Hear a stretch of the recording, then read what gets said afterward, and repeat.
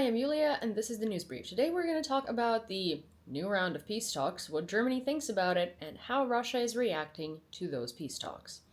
And then we're going to discuss it together in the comments, so you don't have to suffer alone, and I don't have to suffer alone. And of course, leave your questions, suggestions, constructive criticism, anything in your mind down below, because I read all of it, I appreciate all of it, and I love this back and forth communication. Let's go. So another round of negotiations is looming, while actually the only party in these negotiations that really has a grip on it is Germany. Germany flat out said, Russia's negotiations are bullshit. They're pledging more Patriot systems to Ukraine, more rounds of Gepard A, they're pledging more military support, and they're calling out the rest of the world and saying Ukraine does not need negotiations because Russia doesn't take them seriously. Ukraine needs weapons, and they're willing to deliver those weapons, they're willing to supply those weapons, they're willing to buy those weapons from other countries, and they want other countries to do the same, and we really thank Germany for that. Because, well, while peace negotiations are looming, Russia is, of course, not taking them seriously at all. Just the other night, 2 nights ago, we had, and again, I know you've heard me say this before, but the absolute worst Shahed attack on Kyiv that Kyiv has seen since the day the full-scale invasion began. And I mean that. Every time I say that, I mean that. It's because these attacks are getting more and more intense. Our air defense systems are getting more and more overwhelmed. And things are just getting worse and worse in terms of that. There were more than 10 impact sites. More than 10 impact sites. Think about what that means. That's horrendous. I personally spent from midnight to 6:30 in the morning in my underground garage that serves as a bomb shelter because, first of all, it's made out of concrete. Second of all, it's deep underground, or the most underground place in my apartment building. I spent 6.5 hours there with the rest of the residents of my building, and it was terrifying. Normally, I only hear drones flying and drones being taken down if I'm upstairs in my apartment, so here. But that time, from Sunday to Monday, I heard them in the underground. I would hear the sound of Shahed drone, boom, explosion, and they were so close because it turns out that they targeted a metro station. Well, there is a factory near that metro station that Russia thinks produces military equipment. However, that factory is ruined because Russia has quite literally shot at it and hit upwards of, I think, 10 times at this point, if not more. I pass by that factory every time on my way to work, and it is completely there are no windows, there is no sign. The factory looks abandoned. It looks like it hasn't been there for a while because it's so destroyed. Next to it is Lukyanevska metro station, and that metro station was hit by a Shahed drone. And so there was a lot of smoke that filled up the metro station where people were hiding. In fact, due to various Ukrainian news sources, there were 25,000 Ukrainians hiding in the subway system from the attacks on that day. And usually there are about 25,000 Ukrainians. The videos from that metro station are horrific. Imagine you're hiding from already a very, very, very terrible attack. And then the subway station fills up with smoke, and then walls start slightly, there are little parts of walls collapsing, right? Because a Shahed drone hit the metro station. I'm sure it was terrifying for the people inside. One of the reasons why subway stations are a very good shelter for attacks like this is because they have multiple entrances, so if one collapses, you can actually get people from the other one. And also because Ukrainian subway stations are very, very deep underground. In fact, Arsenalna subway station is, I think, second deepest in the world. So it's just cruel to do that. Another Shahed drone quite literally hit a building, but not the same way that we've seen it before. It hit the first floor of the building, actually flew into the first and second story of the building, and completely demolished an apartment. And then Ukrainian news sources reported that this apartment belongs to a model, and she is 9 months pregnant. Her mother was only able to survive this impact because she got to the shelter in time.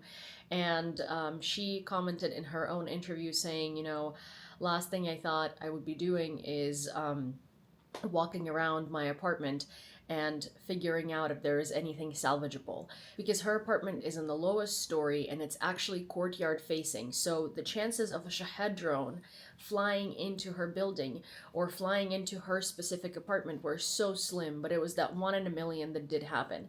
I did see the apartment complex. Actually, I was offered an apartment in that apartment complex before I took this apartment because it was this one was falling through, but then at the end of the day it worked out. I did not like the apartment per se, but I was just like, okay, well, I have to live somewhere and this apartment isn't working out, so I might as well take that one. But then thankfully this one worked out because I liked it a lot more.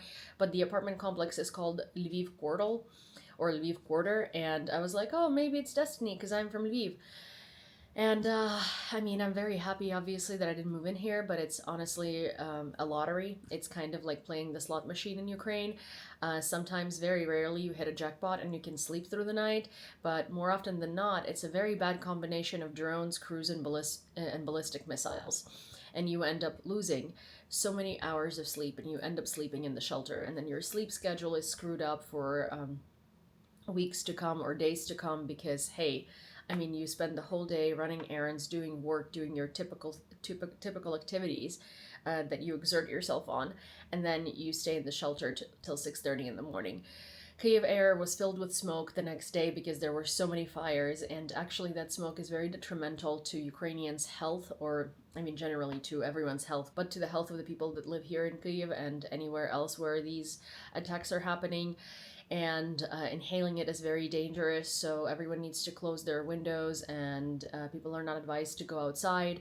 But that smoke does not disappear until like 10, 11, noon, right? And people have to go to work, so people inadvertently have to go inhale that smoke.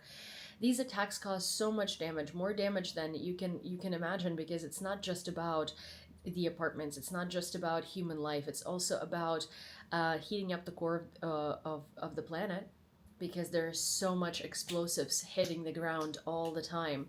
It meddles with flora and fauna, it meddles with our health because of the smoke. If you saw the photos and the videos of Kyiv that morning, it was completely on fire. It looked very similar to what LA looked like during LA fires, except these are man-made and these are Russia created, and these are tons of explosives and drones and weapons of mass destruction that Russia sends onto Ukraine. And then there are rounds of negotiations.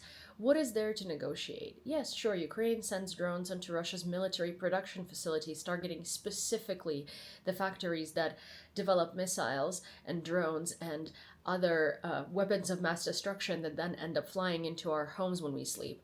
Russia doesn't target military infrastructure. Russia terrorizes and tortures civilians. Russia kills mothers and fathers. Russia kills animals. You know how many pets suffered from shrapnel wounds or died during these attacks? Russia is a terrorist, and Russia is not willing or wanting to negotiate. They're just doing that to have political bluff and to save face and to show face and to pretend like they're interested in diplomacy when they absolutely are not. And that is what life for Ukrainians is like these days. Again, it's like trying your luck at the slots. Sometimes you get a full night of sleep. And sometimes you sit in your bedroom at about midnight playing a game on PlayStation, and then you hear, and that's a drone.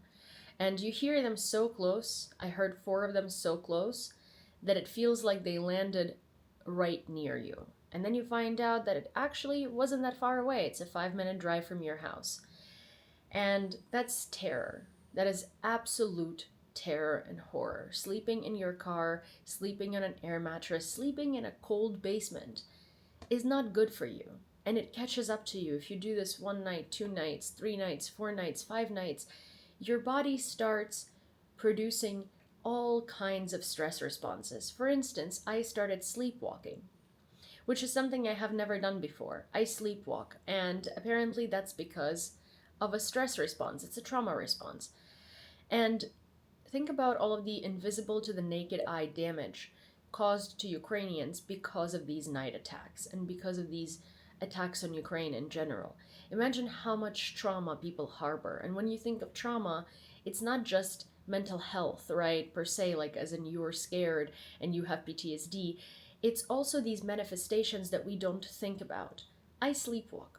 I sleepwalk and I don't remember it. I found my podcasting camera in my bed because I brought it there while I was sleepwalking. And I woke up terrified because I thought someone was in my apartment, but turns out I actually sleepwalk. And there are many, many other examples of that.